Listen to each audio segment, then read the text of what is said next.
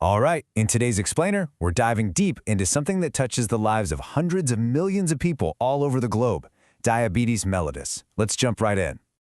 You know, we hear the word diabetes thrown around all the time, right? But what is it really? What's actually going on inside your body? That's the big question we're going to tackle today.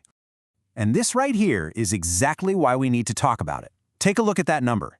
Between 11 and 14% of all adults worldwide. We're not just talking about a medical term on a chart here. This is a massive global health issue. So, here's how we're going to break it all down. First, we'll cover what diabetes even is. Then, we'll look at type 1 versus type 2, touch on a few other kinds, see how it's diagnosed, and wrap up with the long-term complications. Sound good? Let's go. All right, section 1. What is diabetes? Well, to really get it, you've got to think about your body like a car. It needs fuel to run, right? We need to understand the body's own fuel system. So, at its heart, diabetes mellitus is a metabolic disease. And it all boils down to one simple problem. There's too much glucose, sugar, floating around in the blood. And that's happening because the body's system for managing that sugar, the insulin system, is on the fritz. And here's a crucial point. Diabetes isn't just one thing. There are different types. But as you can see from this chart, they're not created equal. Type 2, look at that. It makes up a whopping 90 to 95% of all cases. It's by far the most common. Okay, so that brings us to the big comparison. Type 1 versus type 2. They share the same name, and they both lead to high blood sugar. But believe me, how they get there, totally different stories. And this slide nails the core difference perfectly. Think of it like this. Type 1 is a production problem. Your body's own immune system goes rogue and destroys the very cells that make insulin. So no insulin is being made. On the other hand, type 2 is a resistance problem. The body is still making insulin, but the cells are basically ignoring it. They're just not listening. This table gives us a bit more to chew on. Just look at the typical age when it starts. Type 1 usually shows up before age 30, but type 2 often comes on later. And see the connection to obesity? Super common with type 2, but not really a factor for type 1. And the amount of insulin your body actually makes, what we call endogenous insulin, it's worlds apart between the two. But wait, there's more. The story isn't just about type 1 and type 2. There's a whole other category of less common but still really important forms of diabetes. And this just shows you how complicated this all can get. You've got things like gestational diabetes that can happen during pregnancy, forms that come from a single genetic mutation, and even diabetes that's a side effect of another disease like cystic fibrosis.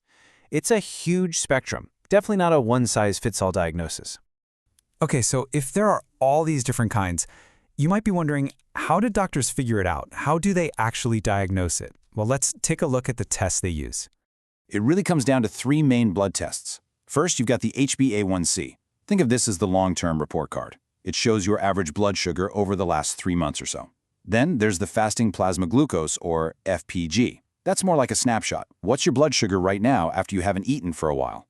And finally, the OGTT is like a stress test, where they give you a sugary drink to see how your body handles it. Now, before we get to a full-blown diabetes diagnosis, there's this really important middle ground. It's called prediabetes. And it's exactly what it sounds like, a state where your blood sugar is higher than normal, but not quite in the diabetes zone yet. This is an absolutely critical warning sign, a real window of opportunity to make changes. And here's how those tests turn into an actual diagnosis. This table shows you the exact numbers. There's no guesswork. See here? A fasting glucose of 126 or more puts you in the diabetes range. An HbA1c of 6.5% or higher, that confirms it too. The criteria are super clear and used everywhere. All right, this next part is maybe the most important section of this whole thing, the long-term complications. This is the why. This is the reason that managing blood sugar is so critical. So what's the culprit behind all these problems? It's one single thing: having high blood sugar over a long period of time. It's called chronic hyperglycemia. And what it does, slowly but surely, is it attacks and damages your blood vessels. All of them, from the biggest arteries right down to the tiniest little capillary. When it damages the really small vessels, we call that microvascular disease.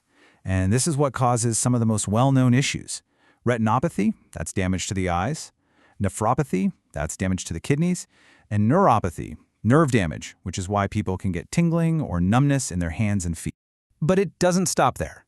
The damage to the big vessels, the macrovascular stuff, it speeds up a process called atherosclerosis. You've probably heard of it as hardening of the arteries. And this is what skyrockets the risk for things we all fear: heart attacks, strokes, and major circulation problems in the legs. And as if that weren't enough, it's not just about blood vessels. High blood sugar also messes with your immune system, making it weaker. It's like lowering your body's natural shields, which is why infections, both bacterial and fungal, can be a much bigger problem for someone with diabetes. Okay, so let's do a super quick wrap-up. What are the big takeaways? 1. Diabetes is all about having too much sugar in your blood. 2. The big difference. Type 1 is a production problem, type 2 is a resistance problem. 3. Diagnosis isn't a guess. It's based on very specific numbers from blood tests. And 4. The really scary long-term stuff, it's almost all caused by damage to your blood vessels. So, we've basically followed the domino effect that happens when the body's fuel system goes wrong. And it really makes you think, doesn't it? When you realize how one little thing, like too much sugar, can cause so much damage all silently. It kind of begs the question, what else is going on inside of us, totally unseen, that we really ought to be paying attention to?